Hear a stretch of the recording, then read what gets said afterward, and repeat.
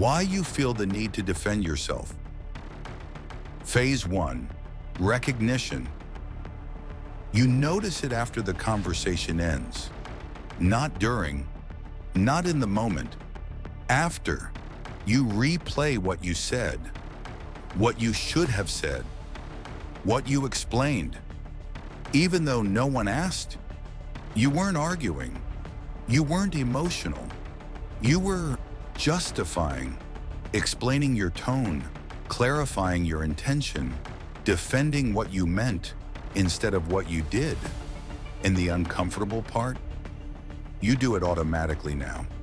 You explain yourself even when you're not accused, even when no one misunderstands you, even when it doesn't change anything.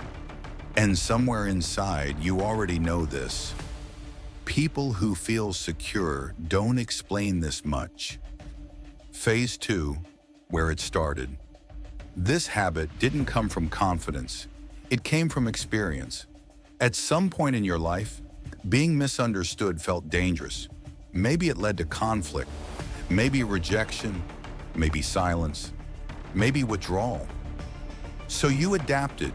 You learned to pre-explain, to soften your words, to make sure no one took you the wrong way. You learned that if you explained clearly enough, people would stay.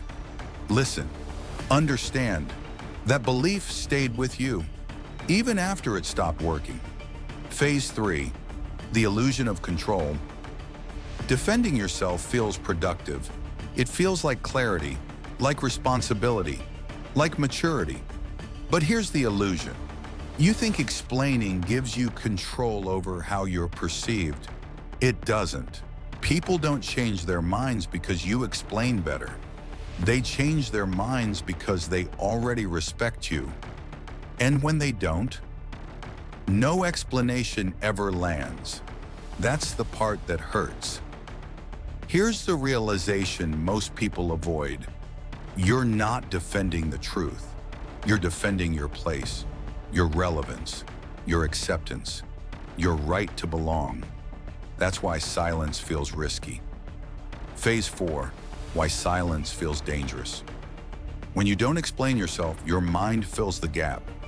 What if they misunderstood? What if they think less of me? What if I should have said more? So you speak, not to clarify facts, but to relieve anxiety. Silence forces you to accept something uncomfortable. You can't control how others interpret you. And once you accept that, something shifts. Phase 5, the quiet power shift.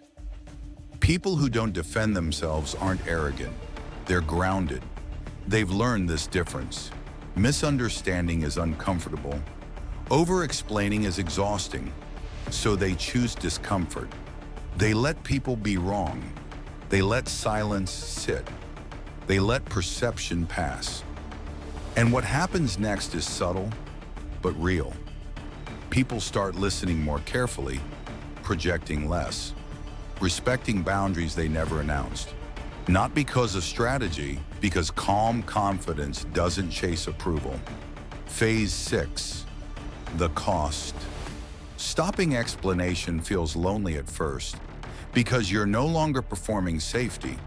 You're no longer smoothing edges. You're no longer managing reactions. And that reveals something important. Some connections only existed because you kept explaining. Letting those go is the real price of peace. You don't need to stop explaining overnight. You don't need to prove anything. Just notice. Notice when you speak to be understood, and when you speak to be accepted. Those are not the same thing. And once you see the difference, you won't unsee it. If this stayed with you, subscribe. Not for more videos, but so you don't lose this direction.